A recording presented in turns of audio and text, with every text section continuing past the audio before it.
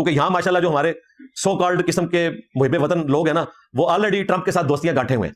اور میں یہ آپ کو بتاؤں یہ جتنے ڈیجیٹل بندر ہیں نا اس وقت جو اس وقت انڈیا کا ساتھ دے رہے ہیں یوٹیوبرز اور اپنے آپ کو صحافی کہتے ہیں, یہ پاکستان کے ساتھ غداری کر رہے ہیں.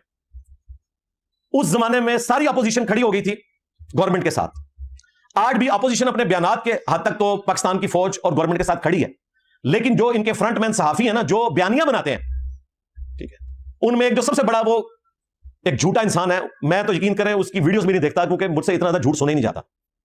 داڑھی رکھ کے وہ جھوٹ بولتا ہے, مذہبی شکل اختیار کر کے. وہ ہمارے ایک بھائی ہیں یو ایس اے میں, حالانکہ ان کی بھی ہمدردیاں جو اسی جماعت کے ساتھ ہیں, باسط ندیم صاحب, انہوں نے ایک ولاگ بنایا تو میں نے مجبوراً اس میں جب اس کے کلپ دیکھے اس بھگوڑے کے, وہ بھگوڑا میں اس لحاظ سے کہہ رہا ہوں کہ مجھ سے بھاگا ہوا ہے, میرے پہ الزام لگا کے بھاگ گیا تھا, میں اس کے پیچھے پہنچا ہوں, اس کی ساری شرطیں مانی ہے کہ پرانی ویڈیوز پہ بھی بات کر لیں, وہ ابھی تک بھگوڑا ہے. پاکستان سے جو بھگوڑا ہے میں اس کی بات نہیں کر رہا, وہ اس کا اور پاکستان کا معاملہ ہے, مجھ سے بھگوڑا ہوا ہے. وہ تو انڈیا کی زبان بول رہا ہے, وہ تو ہر معاملے میں انڈیا کو سپورٹ کر رہا ہے. ایون جو خان صاحب کے دور میں ڈسین ہوئے تھے ان کو بھی وہ کرٹیسائز کر رہا ہے اور وہ بھی آرمی کے کھاتے میں ڈال رہا ہے, جس پہ اس زمانے میں اس نے فخر کیا ہوا تھا. تو اس قسم کے جو ڈیجیٹل بندر ہے نا جی, یہ اس قابل بھی نہیں کہ میں ان کا نام بھی لوں یا ان کی اس جماعت کا نام لوں جس کے فرنٹ مین بنے ہوئے ہیں, حالانکہ جماعت ان سے جان چھڑا رہی ہے.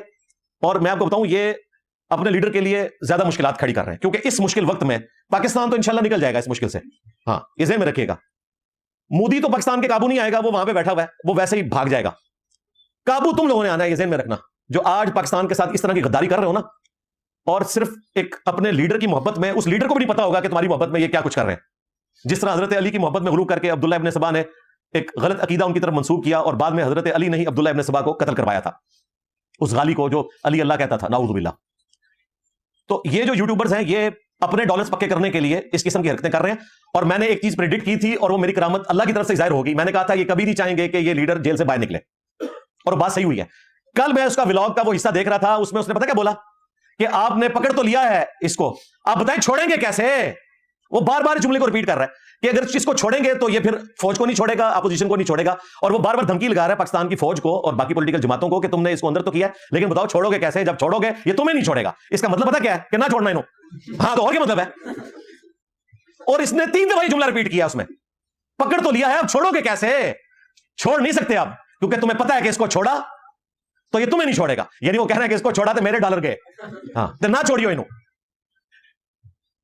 اور ایک اور وہ جو ایک جس کی سانس ہی بند ہوئی تھی اس کے حق میں نے ویڈیو بنائی تھی اس زمانے میں, ٹھیک ہے, جو پنجابی میں ولاگ کرتا ہے, نہ اردو ٹھیک آتی ہے نہ پنجابی تو چلے تھوڑی صحیح بول لیتا ہے. تو وہ بھی نہیں چاہے گا کہ اس کے ڈالرز ختم ہو, یہ سب چاہیں گے کہ لیڈر اندر رہے, ہمارے ڈالرز پکے رہے. تو یہ تو حرکتیں کر کے سائڈ پہ ہو جائیں گے. تکلیف آج ایک بندہ ہی کاٹ رہا ہے, اس کی بیوی کاٹ رہی ہے, وہ 2 ہی جیل میں, باقی سارے باہر ہیں.